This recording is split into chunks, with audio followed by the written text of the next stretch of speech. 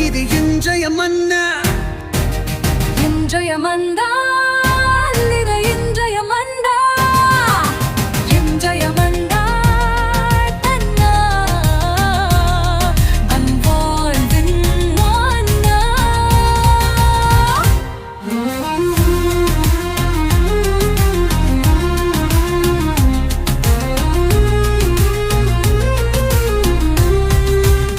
இயேசுவுக்கு பிரியமான அன்பு இறை உறவுகளே, நண்பர்களே, உங்களை சிறப்பாக இந்த புதிய நாளில் சந்திப்பதில் மிகுந்த மகிழ்ச்சி. நம் ஆண்டவர் இயேசு நம் ஒவ்வொருவருக்குமே இந்த நாளை ஒரு ஆசீர்வாதத்தின் நாளாக கொடுத்திருக்கிறார். இந்த நாளுக்காக நன்றி கூறுவோம். சிறப்பாக இந்த நாளிலே முக மலர்ச்சியோடு உள்ளார்ந்த ஆர்வத்தோடு நாம் இந்த நாளை இயேசுவோடு இணைந்து பயணிப்போம், மகிழ்ந்து வாழ்வோம். அன்புக்குரியவர்களே, இன்று நம்முடைய தாயாம் திரு அவை புனித பெரிய கிரகரி திருவிழாவை கொண்டாடுகிறது. இவர் ஆயர், மறை வல்லுனராக வாழ்ந்தவர். ஆயராக தன்னுடைய கடமையை முழுமையாக தன்னுடைய மறை மாவட்டத்திற்கு செய்தவர். அதே போன்று மறை வல்லுனர் இறைவார்த்தையை தெளிவாக எடுத்து கூறுவதிலும் போதிப்பதிலும் ஒரு மறை வல்லுனராக இருந்திருக்கிறார். இப்படிப்பட்ட புனிதருடைய நல்ல பண்புகளை, அவருடைய வாழ்க்கை வரலாறை படித்து தெரிந்து கொண்டு அவரை போன்று நாம் வாழ்ந்து இயேசுவை அடைய முயற்சி செய்வோம். அன்புக்குரியவர்களே, இன்றைய மன்னாவின் மூலமாக இன்று நம்முடைய தாயாம் திரு அவை நமக்கு கொடுக்கிற இன்றைய மன்னா லூகாஸ் நற்செய்தி 4ஆம் அதிகாரம் 38 44 முடிய பகுதிகள். இது ஒரு அருமையான ஒரு பகுதி. இந்த பகுதி எதை பற்றி கூறுகிறது என்றால், இயேசு சீமோனினுடைய மாமியார் காய்ச்சலை குணப்படுத்துகிறார். அந்த குணப்படுத்திவிட்டு அந்த இடத்திலிருந்து அவர் செல்ல பார்க்கிறார். அதை கேள்விப்பட்டு மக்கள் சூழ்ந்து கொள்ளுகிறார்கள். பல்வேறு வியாதிகளை குணப்படுத்துகிறார். சாத்தான் எல்லாம் அவருக்கு பயந்து நடுங்கி ஓடுகிறது. சாத்தானை விரட்டி அடிக்கிறார். அங்கிருந்து ஒரு இடத்திற்கு அவர் மீண்டுமாக செல்ல இருக்கிறார். இந்த நிகழ்வைத்தான் இந்த நற்செய்தியை நாம் படிக்கிறோம்.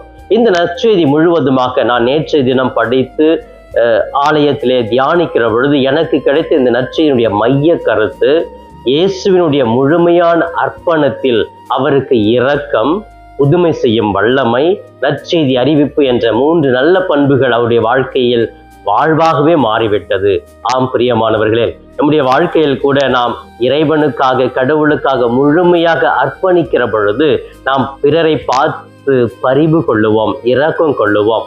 நாமும் பல புதுமைகள், அற்புதங்கள் செய்ய முடியும்.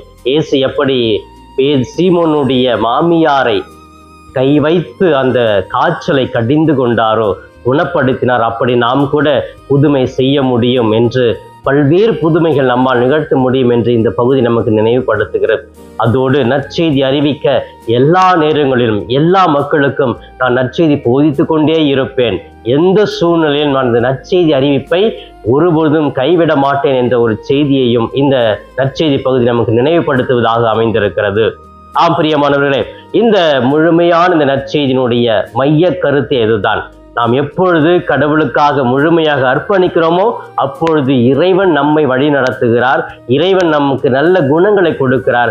பிற மக்களை பார்த்து பரிவு கொள்ள செய்கிறார். புதுமைகள், அற்புதங்கள் நம் மூலமாக அவர்களுக்கு நிகழ்த்தி காட்டுகிறார். நாமும் நற்செய்தி வீரர்களாக மாறுகிறோம். அன்புக்குரியவர்கள், இந்த நற்செய்தி பகுதியை நான் முழுமையாக படித்து தியானித்ததிலே எனக்கு கிடைத்த 3 கருத்துக்களை கூட உங்களோடு பகிர்ந்து கொள்கிறேன்.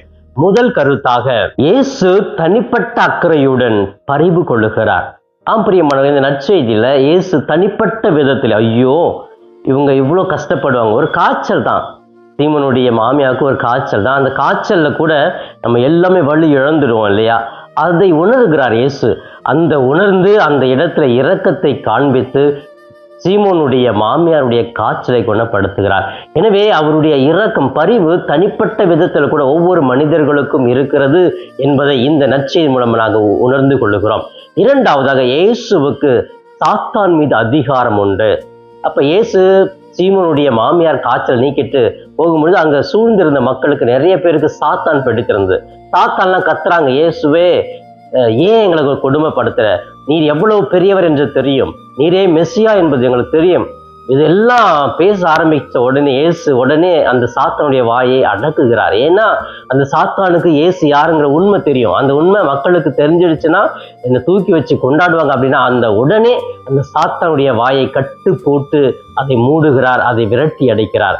பிரியமானவர்களே, சாத்தான் மீது இயேசுவுக்கு அதிகாரம் உண்டு. இன்னைக்கு நம்ம நிறைய நேரங்களில் சோர்ந்து போகிறோம். ஐயோ, சாத்தானால் அலைகழிக்கப்பட்டு விட்டோம், சாத்தான் என் பிள்ளையை அப்படி ஆட்டி படைச்சிக்கிட்டு இருக்கிறாங்க, நான் யாருக்கிட்ட போவேன்? கவலையே படாதீங்க.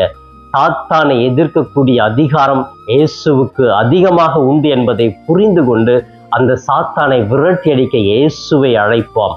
பிரியமானவர்களே, சாத்தானுக்கு இயேசு மீது பயம் அதிகமாக இருக்கிறது. இயேசு இந்த சாத்தானை தனது அதிகாரத்தினால் கட்டுப்பாட்டுக்குள்ளே வைத்திருக்கிறதை நாம் இந்த நற்செய்தியிலே பார்க்கிறோம். அன்புக்குரியவர்களே, இறுதியாக இந்த மூன்றாவது கருத்தாக இந்த நற்செய்தியின் மூலமாக நான் தியானித்தது, இயேசு தனது பணியை செய்வதிலே கவனம் சிதையாமல் இருந்தார்.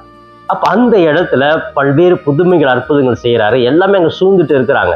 இன்னும் அவர் விடவே இல்லை. ஆண்டவரே, இன்னும் மக்கள் வராங்க, எங்களோடு இருங்க, எங்க வாழ்க்கையில நீங்க இருந்தா தான் நாங்க நல்லா சந்தோஷமா இருப்போம்னு சொல்றாங்க. ஆண்டவர் சொல்றாரு, இல்ல நான் இன்னும் நிறைய இடங்களுக்கு செல்ல வேண்டி இருக்கிறது. எத்தனையோ மக்கள் எனக்காக காத்து கொண்டு இருக்கிறார்கள். நான் அவரை நாடி செல்ல வேண்டும். ஒரு இடத்துல மட்டும் என்னுடைய பணி கிடையாது, எல்லா இடத்திற்கும் எனது பணி தேவைப்படுகிறது என்று சொல்லி கவனம் சிதையாமல் அதே இடத்துல உட்கார்ந்து இல்லாம, அங்கே மக்கள் கூட இருந்துடாம, கம்ஃபர்டபுளா இல்லாம போறாரு.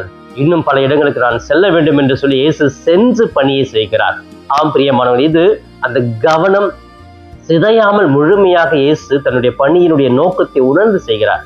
நம்ம சில நேரங்களில ஒரு கம்ஃபர்டபுள் லைஃப் குடிச்சு அங்கேயே உட்காந்துருவோம் இல்லையா?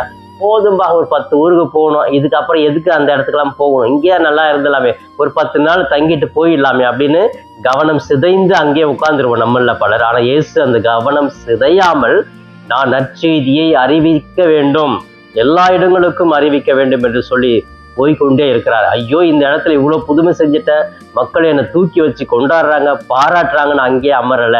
பிரியமானவர்களே, இந்த நற்செய்தியில் இந்த 3 விதமான கருத்துக்கள் நமக்கு முன் வைக்கப்படுகிறது.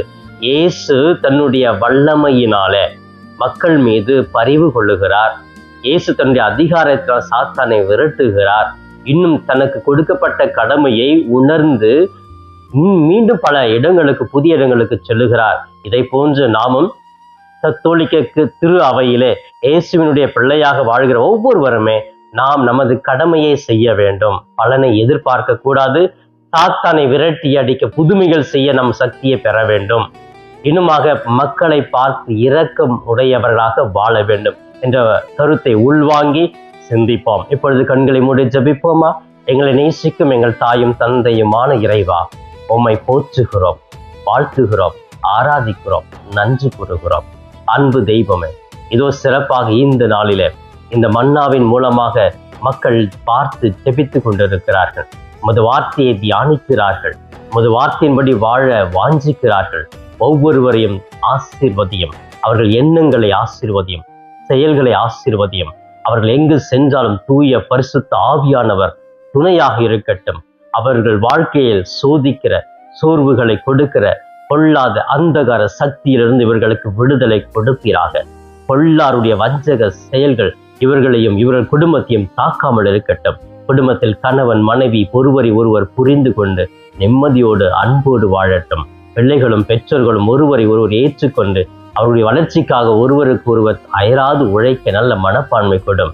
இளம் பிள்ளைகளுக்கு ஆண்டவரே, இந்த ஊடகத்தினால் ஒரு பாதிப்பு, தீய பழக்கங்களினால் ஒரு பாதிப்பு, இன்னும் குடி போதை பொருட்களினால் பாதிப்பு இல்லாமல் நல்ல இளம் பிள்ளைகளாக, உம்முடைய பிள்ளைகளாக வாழ அவர்கள் காற்றலை கொடுப்பீராக.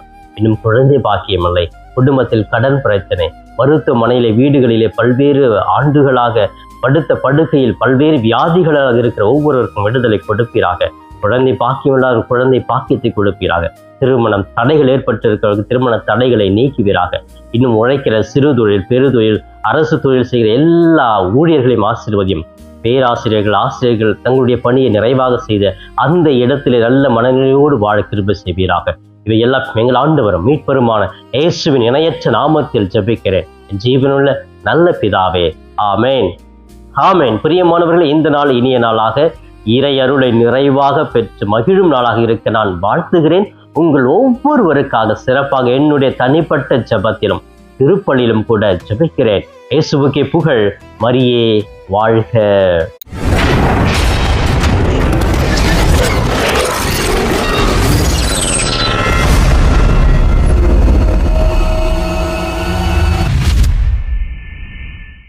நண்பர்களே, இந்த காணொளியின் மூலமாக உங்களை சந்திப்பதில் மிகுந்த மகிழ்ச்சி. இந்த காணொளியை முழுமையாக பார்த்த உங்களை வாழ்த்துகிறேன்.